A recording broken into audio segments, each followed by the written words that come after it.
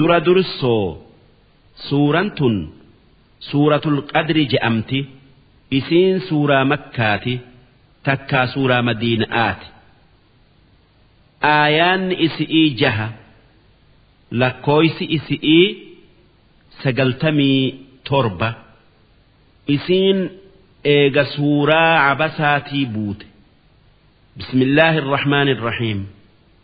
jalqabni dubbi'ii maqaa rabbii rahmata qabuuti إنا أنزلناه في ليلة القدر قرآن كان وليقل إساء تكاهن إساء لوح المحفوظ الرافونة هل كان درجايوكا قتي قدوك أبو كيس سمي لفت قد آنتت بوفني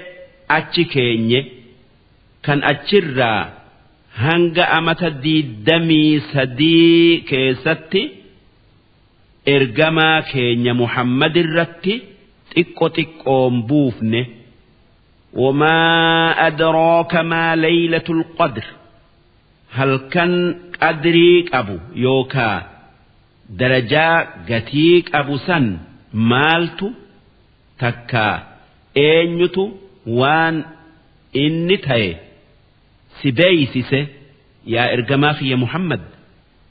namni waan halkan sun ta'e sii hime hin jiru nuutu sii himaa hunoo dhagay laylatul qadri khayrun min 1000 shahr halkan qadrii kan qur'aanni isa keessa buufame halkan baatii 1,000 caalu akkana jechuun dalagaa gaarii takkittii halkan qadriisan keessa dalagantu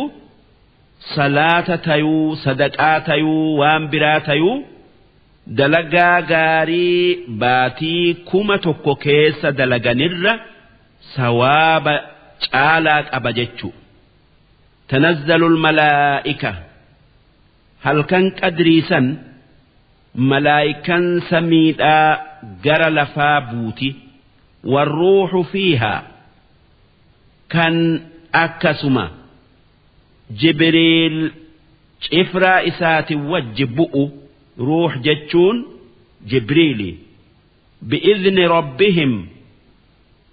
malaayikonni sami'ii bu'uun ajaja rabbii isaanitiini isaatu bu'aa je'ee ajaje min kulli amr waan rabbiin mure takkaa hakame rizqii tayuu waan biraa tayuu hukmii takkaa firdii halkan qadrii kanarraa hanga amata dhufutti deemtu tan warra lafatti muramteen warra lafarra kan itti muramterra amrii rabbii san qoodu'uuf malaayikan sami'ii buuti salaamun hiya hattaa maxla'il fajr halkan sun halkan nagayaati kan khayrii malee sharriin isa keessa hin jirre takka isa keessatti hin argamne halkan salaamta'aati kan malaayikan sami'ii buutu hundi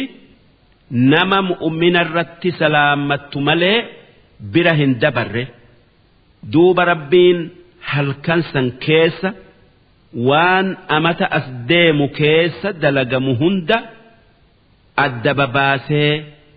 gabrootan isaa warra lafarra qooda halkan akkatti jaba'aa kun gaafam dhufa akka irra hedduun ulamaa'iidhaa je'anitti laylatul qadri baatii ramadaanaa keessa dhufa jalqabarraa hanga dhumatti halkan tokko ramadaanarraa halkan qadrii tayuun ni mal haa tayuu kurnan ramadaanaa kan boodaa keessatti argamuun kajeelama sanuu qari irratti dhufuun akkaan kajeelama guyyaa 21 23 25 27 29 keessa ammoo namni gariin akki ji'u halkan qadrii amata keessaa halkan tokko tayuu ni mala haa tayuu kan ramadaana keessa ji'uutu irra jaba wanni rabbiin laylatul qadri baatii ramadaanaa keessa dhidhimseef kan kana hin je'in akka isa qunnamu'uuf halkan ramadaanaa hunda ibaadaa jabeessanii fi salaata fi waan biralle'een namni halkan san qunname du'aa itti haa jabaatu